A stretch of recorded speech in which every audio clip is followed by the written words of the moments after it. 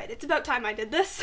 Heyo, it's Oishi, welcome back. The end of the year is near, and so I thought it would finally be about time that I talked about all of the TV and movies that I watched this year. So I watched an unholy amount of movies this year. I think my grand total was 160, so there's that. Now, of course, not all 160 of those films came out this year. I'm only going to be talking about the ones that came out in 2020, but if you would like to see all of the other films I watched that did not come out in 2020, here they are. Pause and read if you'd like. I'm going to separate this into 3 sections. There will be the worst of TV and movies, the meh of TV and movies, so stuff right in the middle, and then the best of TV and movies. Now, of course, I couldn't watch every single TV show and movie that came out this year, so this is just going to be the stuff that I managed to get to. There's also some movies that are supposedly amazing that I haven't been able to get my hands on.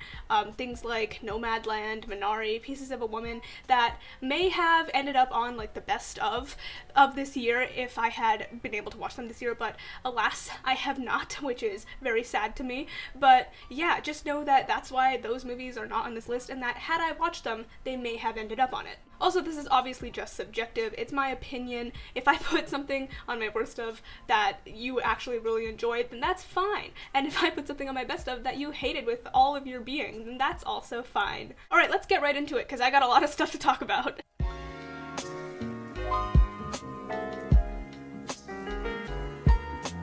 Probably the worst piece of TV I saw all year was Baby Season 1 and 2.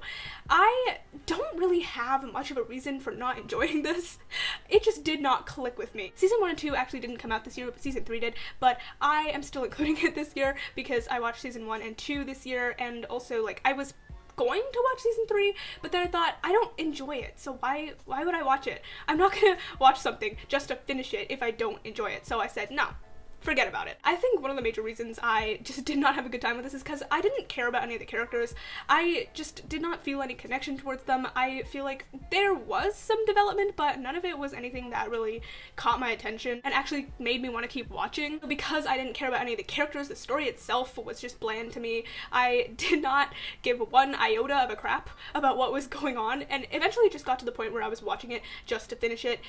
Yeah, it was not a good time. I gave it a 1 star. Indian matchmaking was a time. First of all, reality TV is like not really my thing. I don't watch a lot of it, but I did watch this one because I was interested in it, but honestly it just ended up giving me anxiety for the future and like arranged marriages and stuff like that.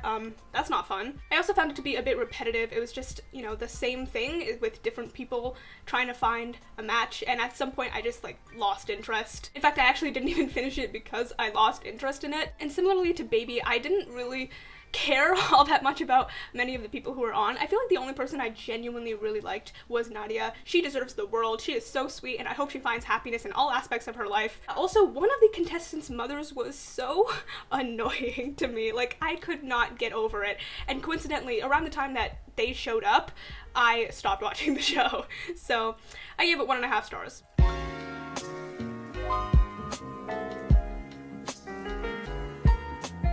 History 101. It wasn't anything super special. I enjoy history, so I like to just put this on in the background while I did other things like painted my nails or like outlined for something. It was easy to listen to that way. I was more interested in some of the more historical aspects that they covered rather than when they got to the present day, because again, I'm just interested in history. So I feel like if you are interested in history, then this would be something to, again, like put on in the background, but yeah, I wouldn't go out of my way to like want to watch this.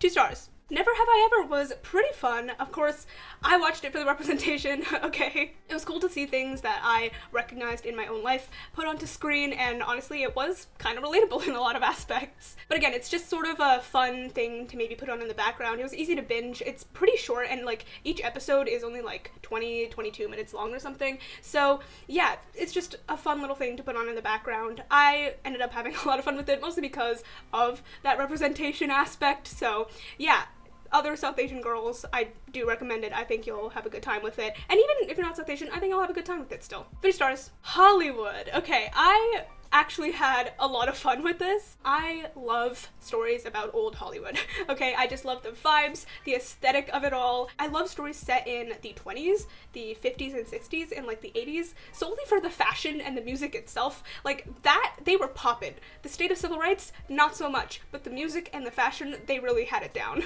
This series was a little bit idealistic, but I feel like that was the point. A lot of the stuff that happened in it definitely would not have happened in real life, and I guess it is supposed to be a reimagining of old Hollywood and like what it should have been like, but what it wouldn't be for many, many years, and honestly sometimes still isn't. It's not like super realistic, but again, I feel like that's the point. I enjoyed Darren Criss, and like, that's it. Honestly, I don't really remember much of the other people's performances, but I enjoyed Darren Criss, so there's that. 3 stars.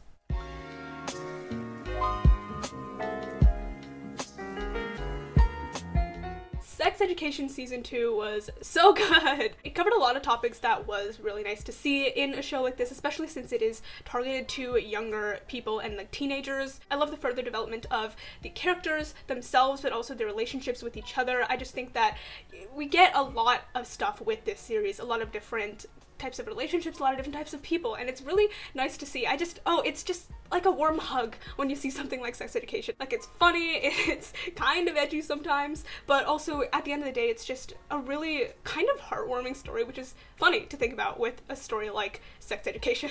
4 stars. Okay. Elite Season 3 was my everything. I have been watching Elite since it like first started coming out, so I have been following the show as each season has dropped, and it is just, oh, it's so ridiculous. It's dramatic, it's campy, it really gives you Gossip Girl vibes, except it's in Spanish. I just ate it up, okay? I know it's not like the best show in the world, but oh my goodness, it's so much fun. It has that, again, it has that same vibe as Gossip Girl. It's like, you know, it's not like the best show in the world, but at the same time, you cannot like look away. You just have to keep watching. It's that good. I also love the whole murder mystery aspect of it, especially because there's like rich kids and then there's the less rich kids, and it's like when they combine, bad things may happen. My thing with Elite is like the absolute opposite of Baby, in which I care about every single character way too much. Like where Baby, I didn't care about anybody. I didn't care if they died. Elite, they were my children. Like I wanted to see them all succeed. By the end, it's like you don't even hate anyone. Not even like the murderers, not even the would-be murderers. You don't hate anyone. You just want everybody to be okay, and I think that's really powerful and really a testament to the character development over the 3 seasons. I'm pretty sure season 3 was the ending for this cast. I mean, it pretty much wrapped everything up for this cast, and I think they're gonna do a thing like Skins, where every couple seasons it's an entirely new cast, and I don't know how I feel about that. Like, I really love this cast. I think they carried this story. I feel like the same thing may happen with what happened when I was watching Skins. So essentially with Skins, I would watch one cast, right, and I'd fall in love with them, and then by the time that they were over, I wouldn't want to start the next season and start the next cast, but then eventually when I did, I would also fall in love with that cast, and then I wouldn't want them to leave. So I feel like that may happen with Elite. That's actually why I actually haven't finished Skins. It's because I got to the end of, I believe it's the second cast, like Effie, Freddie, Cook, all of them. Yeah, I got to the end of that season and I was just so sad that they were gone, and so I haven't even started the next one, and I don't know if I will. I should finish Skins. Anyway, I feel like that's what's gonna happen with Elite if they go down this route, but I hope that I will be able to fall in love with the next cast and the next characters. We'll see. I think season 3 wrapped out this cast and characters storyline quite well.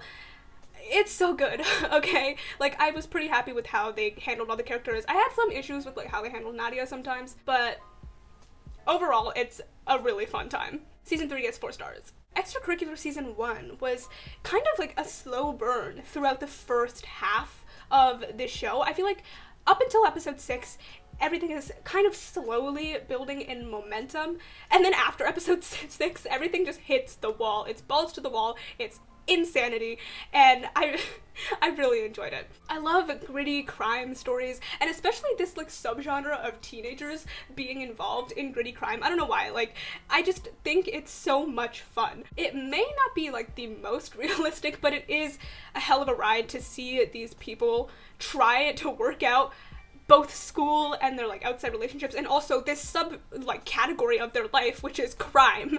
It's a lot of fun. Something that I think I'm also gonna enjoy is Bad Genius. It's on Netflix. It's about these kids who start like this cheating syndicate. I don't know if syndicate is the right word. This cheating ring. Okay.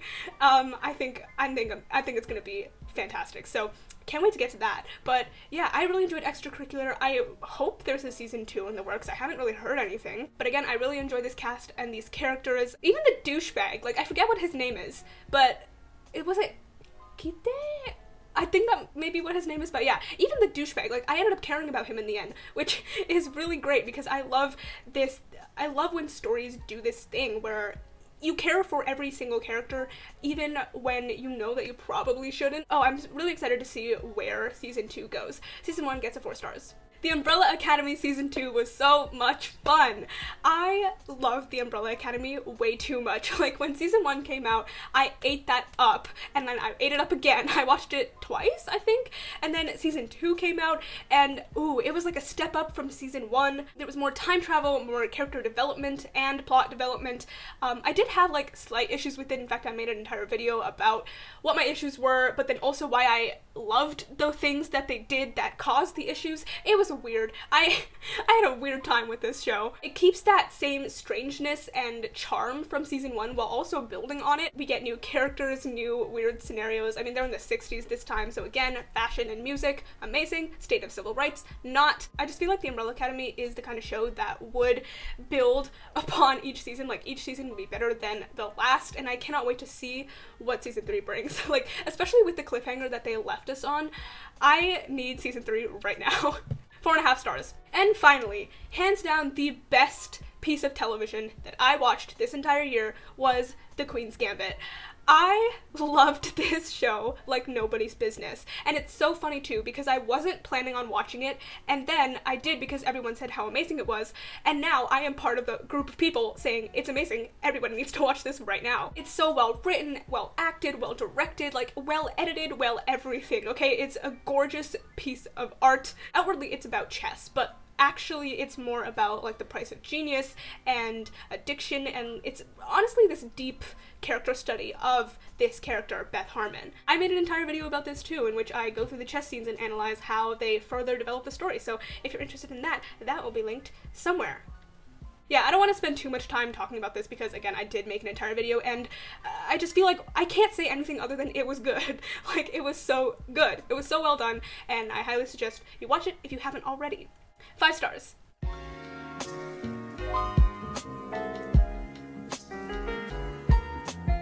Alright, the worst movie of this year that I watched was definitely The Kissing Booth 2.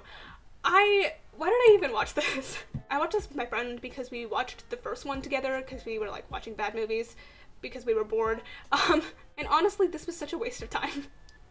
Like, it was boring, it was terribly written, it was way too long. It was like 2 hours and 12 minutes. It's like, no rom-com should be that long. It's just way too much of my time that I will never get back. 0.5 star. P.S. I Still Love You was also boring. Again, I watched this one because I watched the first one, and the first one was like, okay. I mean, at least I still had fun, but P.S. I Still Love You was just downright not a good time. And you can definitely see a trend with this genre of film, especially with these stories having been written probably in like 2013, 14 when they were, because they follow the same structure where it's like, okay, the couple from the first movie, they're together now, but there's, ooh, another guy who may just shake things up, and I'm just like, I'm so tired. I'm so bored by it all. Overall, I genuinely couldn't care less about this. 1 star. Live action Mulan was not great. It was pretty lifeless, and it takes away what made the original so great. Like, it made Mulan into a superhero. I mean, I feel like the whole point of the original was that girls and guys and whoever else can do the same things if they put their minds to it. It's not just like, ooh, she's a superhero, so she's better than everyone. Like, no. She had to use her wits and her brain to get out of situations instead of just, like, attacking it. Also, it was awfully edited. The editing was bad. So much of it, while I was watching it, I was just like having a whiplash because of the weird cuts and like how it was stitched together, and I don't entirely think that that's the editor's fault. It may also be because there wasn't like sufficient footage of certain scenes. I don't know. It was just really weirdly done. And also there's a whole host host of controversy surrounding its production and like the actors in it, so I'm over it. 2 stars.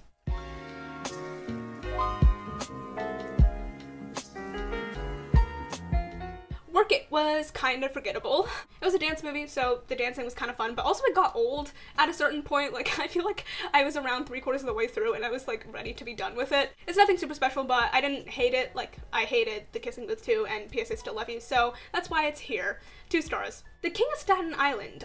This one was okay. Like, it felt a little bit too long at times. I feel like it did drag sometimes. I don't know if some of the dialogue was like improvised, but if it was, I think that is why it felt like it dragged a little bit. I did enjoy that whole like, oh, this feels like I'm sort of just watching people live their lives. But at the same time, like I said, it did get kind of slow and put like a rut in the pacing of the story. And similarly to Work It, I feel like it was just kind of forgettable in the end. So 2 stars. The Prom. Okay, this one was fun, I guess. The musical numbers were alright. I did enjoy a majority of them. Meryl Streep is just great, so I feel like you put Meryl Streep in anything and your thing will be just that much better. Also, I feel like the story kind of misled me. I thought the whole thing would be about her fighting to get to prom, but she sort of got to prom kind of easily, and I know more conflict came after that because it wasn't like the actual prom, but still it felt really weird for us to be like 30 minutes into the movie and for them to be like, oh my god, she can go to prom. I was very confused. Mostly I just liked how colorful it was and some of the lighting was fun, but other than that, it's just something easy to pop on in the background and not think too hard about. So 2.5 stars.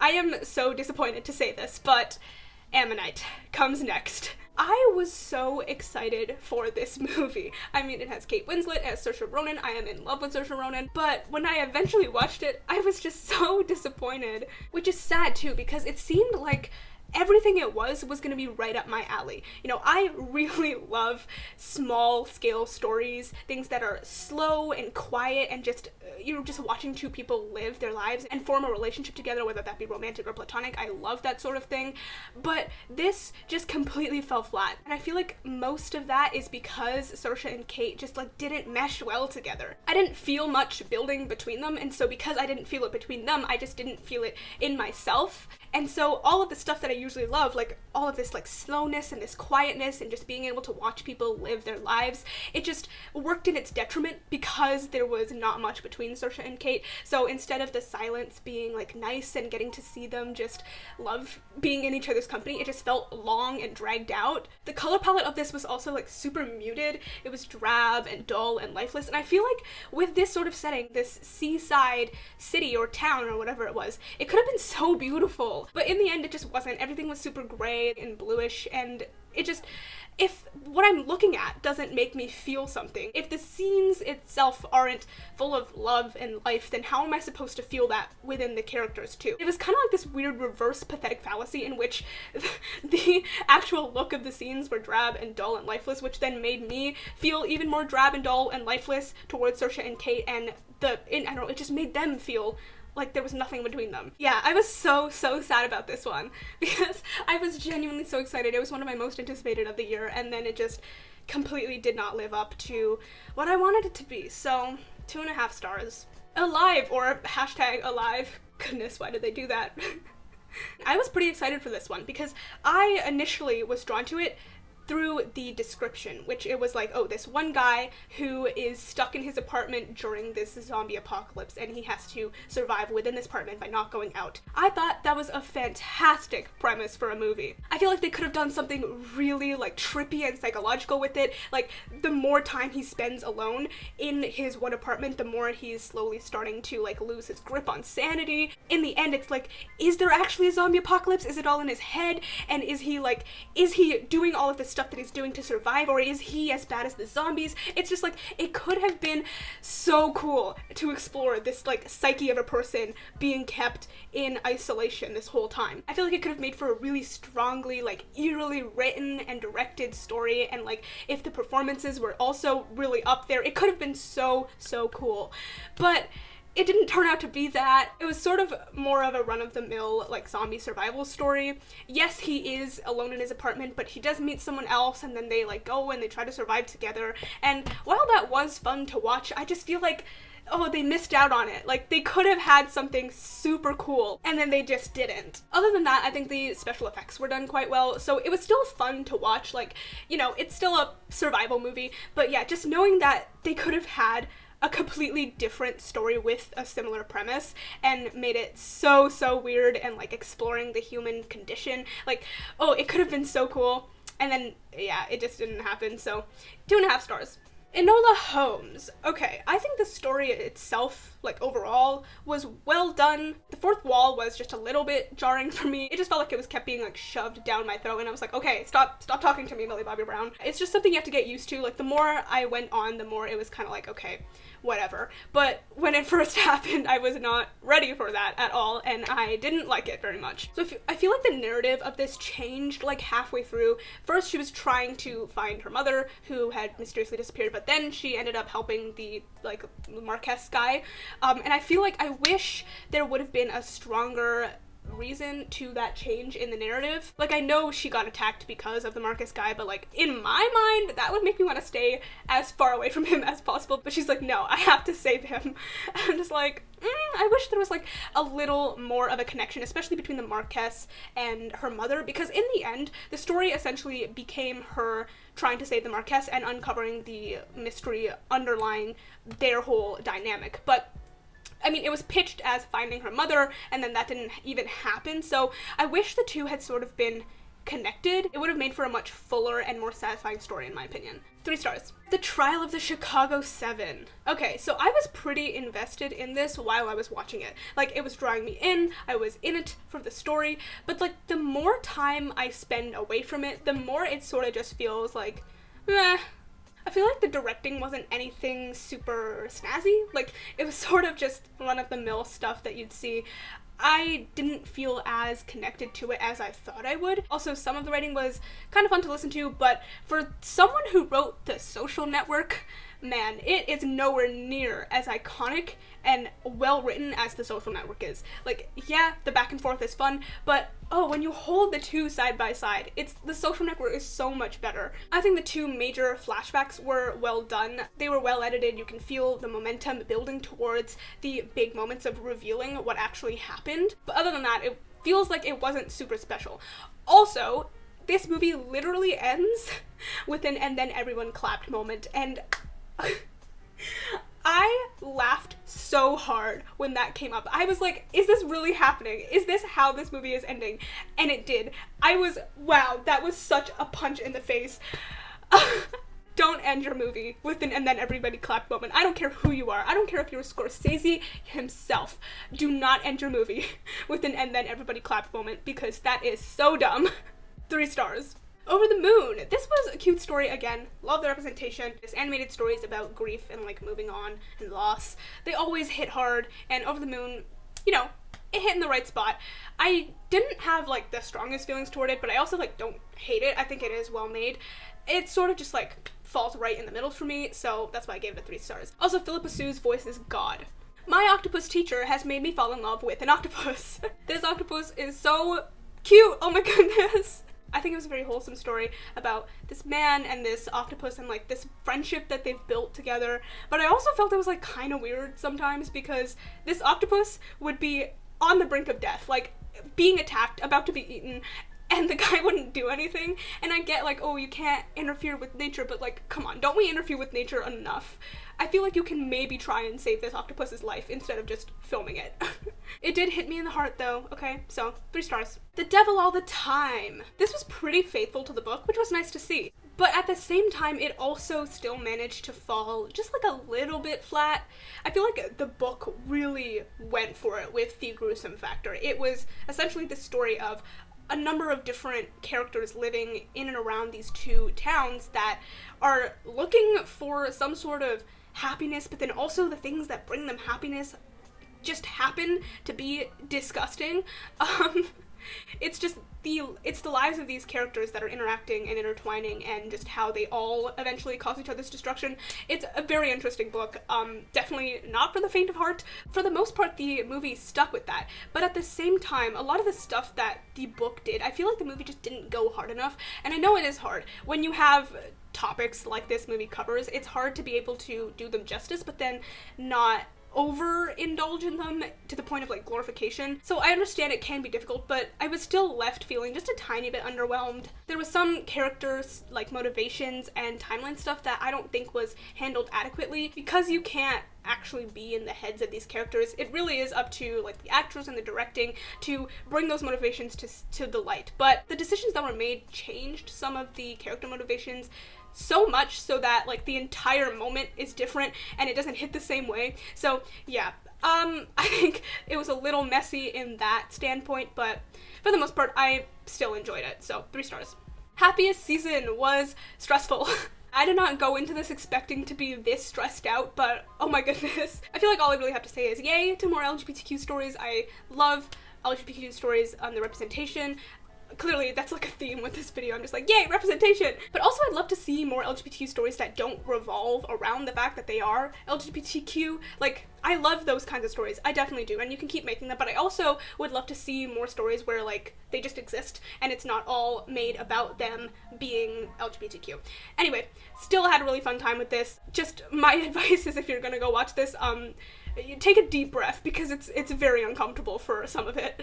3.5 stars. I enjoyed Love and Monsters more than I thought I would. So I do have to confess that I did know quite a substantial amount of this story before watching it because I watched Phil Mento's video about how the monsters were written, and I thought that video was great. Even though I knew a lot of what ended up happening in the story, I still did enjoy watching it for myself. And I do agree with Phil Mento. I think the writing for the monsters was really good. It played on character instead of like plot, which I thought was a brilliant decision to make. I think it balanced the comedy with like the grossness of the monsters quite well. Also at the same time, I think Dylan O'Brien went a little bit overboard with it at times. Like some of it felt a little bit improvised where he would just like keep going, and I was like, okay, that's enough, my guy.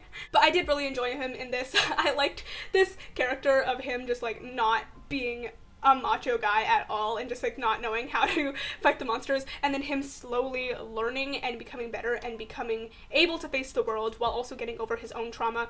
Also, the dog in this, the goodest good boy. Oh my goodness, he was so cute.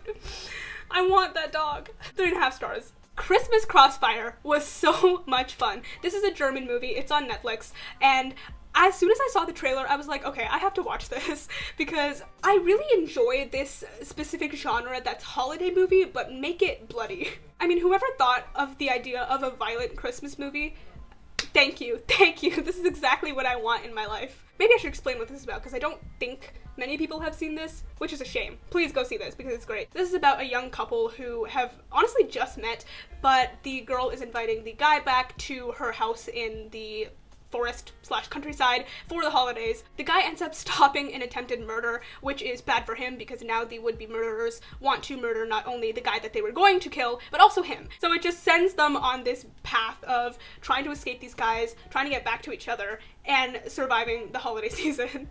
I wish the girl had slightly more to do. Like, I know she was going through her own stuff. She was trying to find the guy. I think his name was Sam. Yeah, she was trying to find Sam, and she had her own crap that she was dealing with along the way, but I feel like she often took a back seat to Sam and the antics with the family. I kind of just wish she was a little more in the forefront of the story. I loved this main character because I love main characters who just don't give a crap about anything, who have been through so much at this point that they just are done. Like, they don't want anything else to do with this, and he fell right into that niche really well. Also, his sweater throughout the whole thing is gorgeous. Like, that's a great sweater. Costume design, I love it. The pacing felt like a little bit off in the second half, and I think the third act was not as like succinct as it could have been, but overall I still had a good time with it. Also, I found that there may be some like deeper messaging underlying the whole thing that I think would be interesting to explore possibly in a video. If it's okay for me to make a video about a Christmas movie in the new year, I might just do that because I don't know, I think it's interesting. Overall, I had a really fun time with this, and I think more people should watch it. 3.5 stars. The personal history of David Copperfield has Dev Patel in it, and that is why I watched it. But for real, I genuinely really liked Dev Patel's performance in this. He had this buoyancy to him, and he brought this like sweet, happy-go-lucky energy to his performance while also managing to balance out like some of the more serious and darker aspects of it. I just love him. Okay, he's a treat to watch every single time. Also, I was so happy with the number of POCs that were in this movie, like, and it's a period piece too, and so there's not a lot of POCs that appear in period pieces for the point of like historical accuracy, but I just love that they didn't care with this, that they just put the POCs in and they're like, they're here and no one's gonna say a word about it, because you know, contrary to popular belief, POCs were not invented in 2010.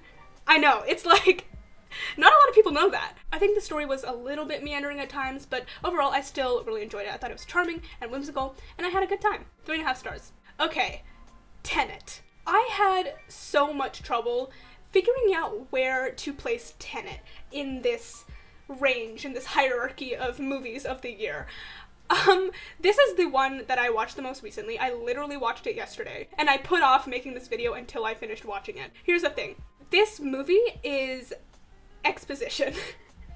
I feel really mean saying that, but it is. I feel like this entire movie is exposition. You can especially feel it in the first like 30 to 40 minutes of this movie. The first half hour of this movie is literally just the protagonist going from person to person to person and learning things.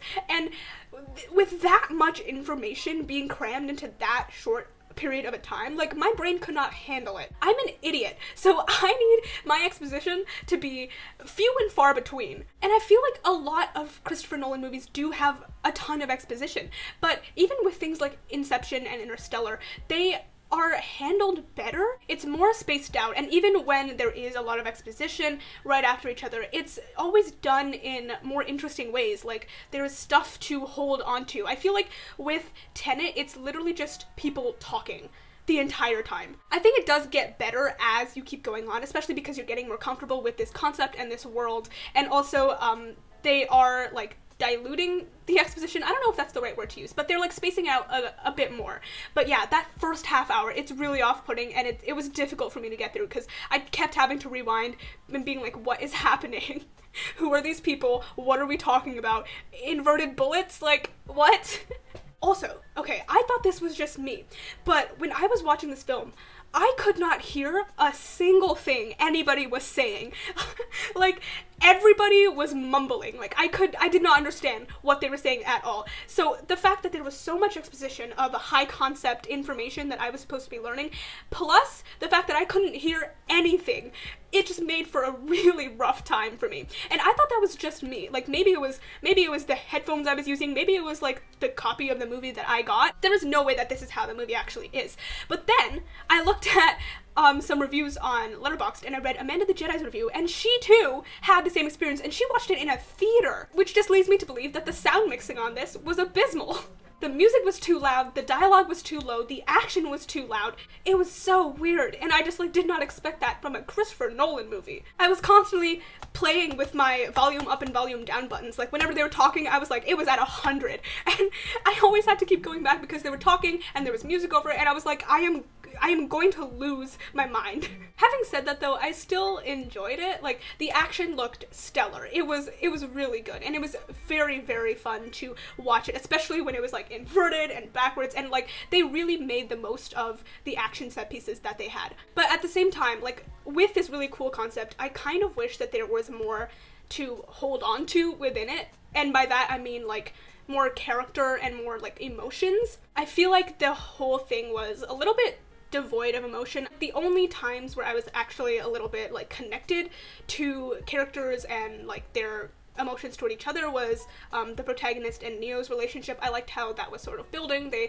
seemed to genuinely like each other, but at the same time it just wasn't enough for me. I definitely think this warrants a rewatch, just now that I've seen it and I know what's going on, so I don't have to be straining my ears to listen to what they're saying. I feel like I should give this a rewatch and see what I think after.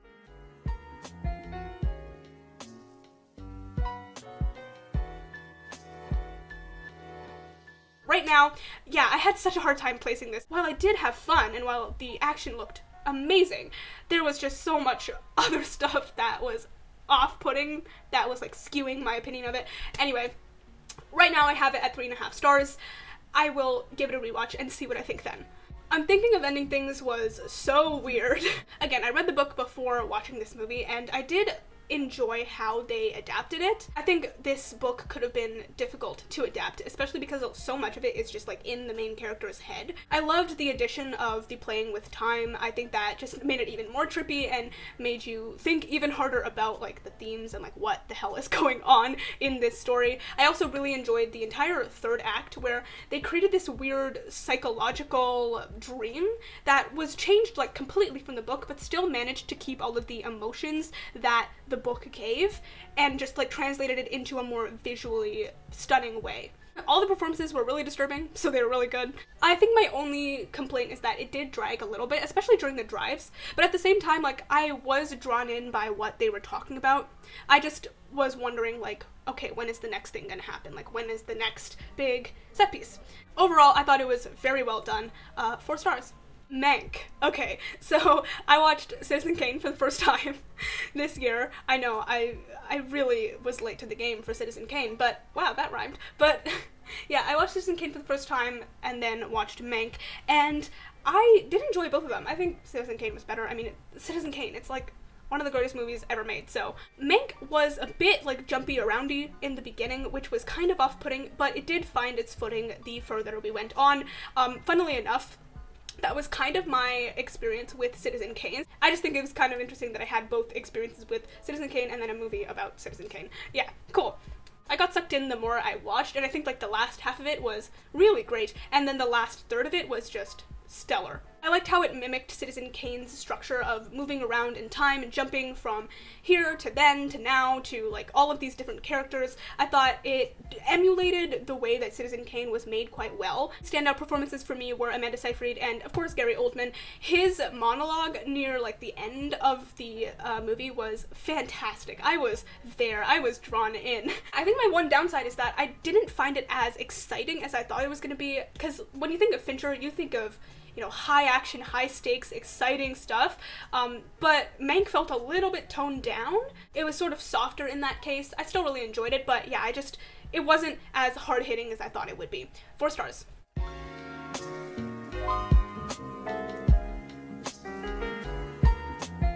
Palm Springs was so much better than I thought it would be.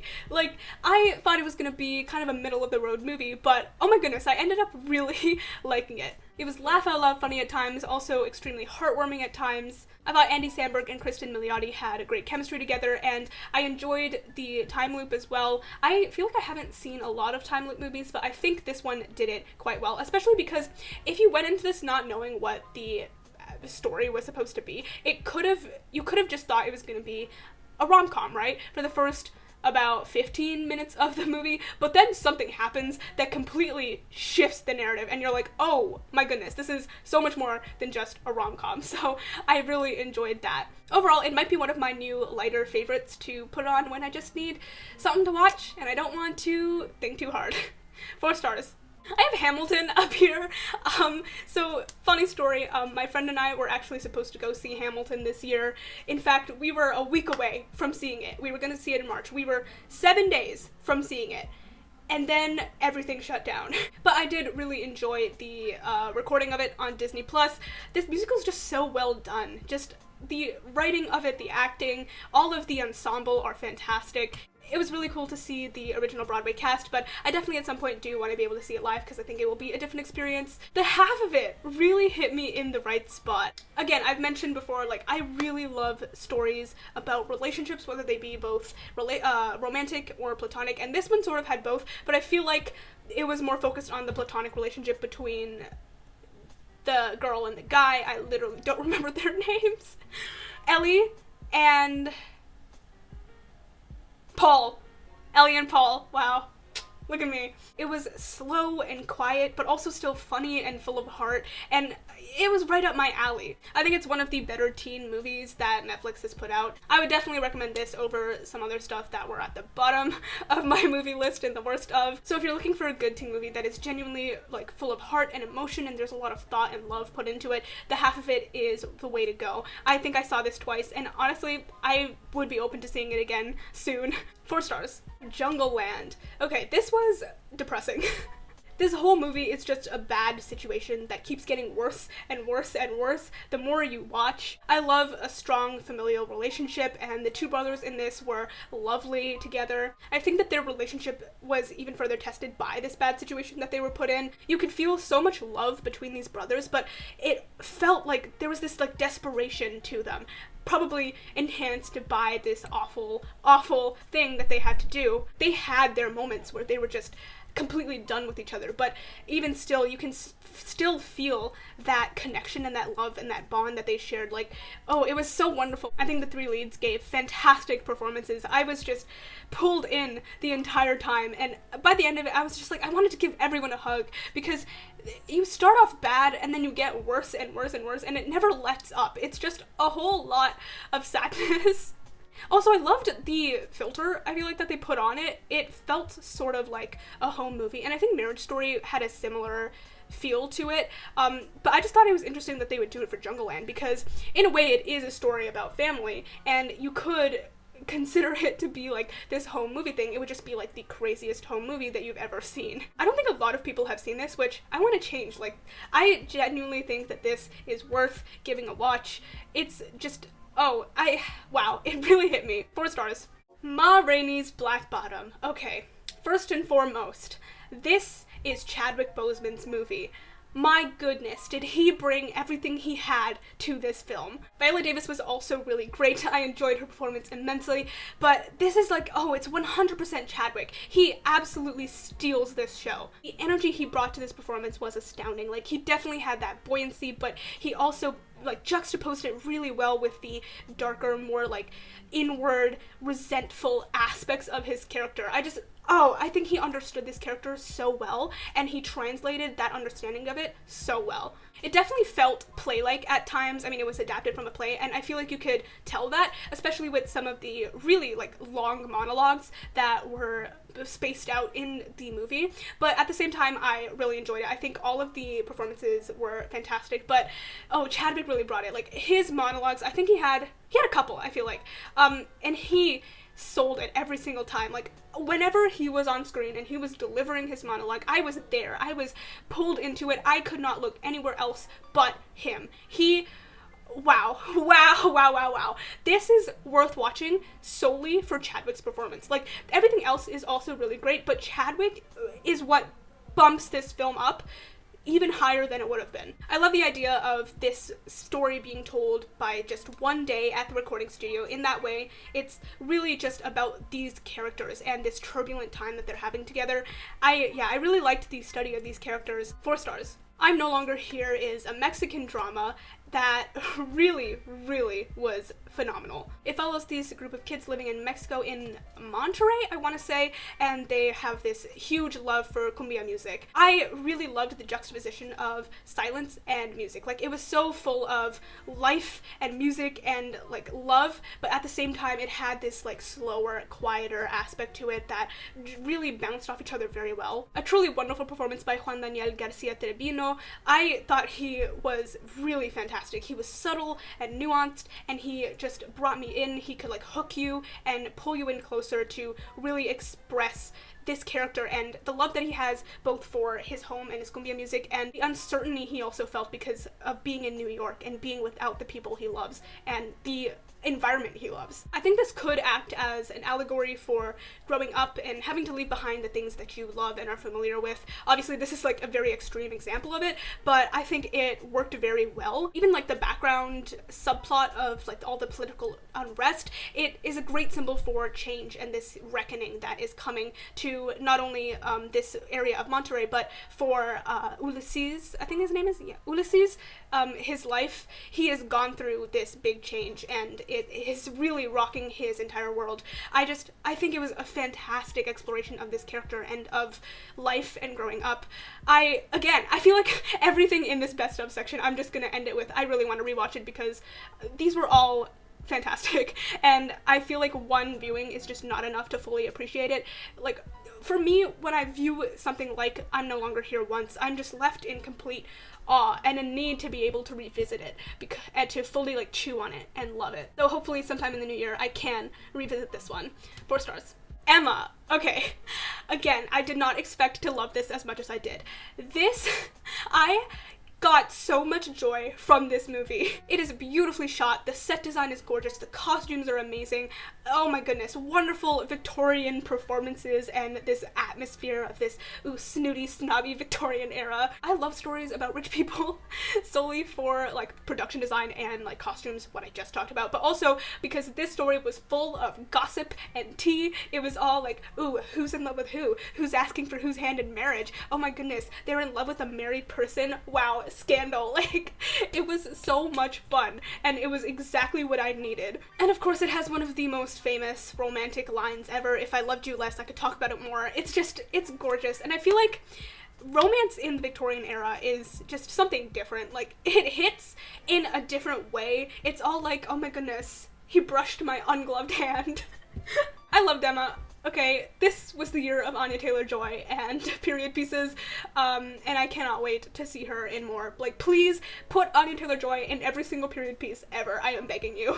4 stars. Soul was gorgeous. I loved this film with every fiber of my being. I actually had no idea the way that this story would be going, but holy crap, was I impressed and surprised and pleased. I went into this knowing like nothing. All I knew really was that it was about a jazz teacher, so just imagine my surprise at around the like 10-minute mark where everything changed and I was like, oh, we're doing this. Okay, I'm here for it. Essentially, it's a celebration of life and everything that makes life worth living, like passions and dreams. There's great human connection in it, and honestly, it hit me way too close to home. Like, some of the stuff it was talking about, like lost souls and not making anything of your life, spending your whole life chasing a dream.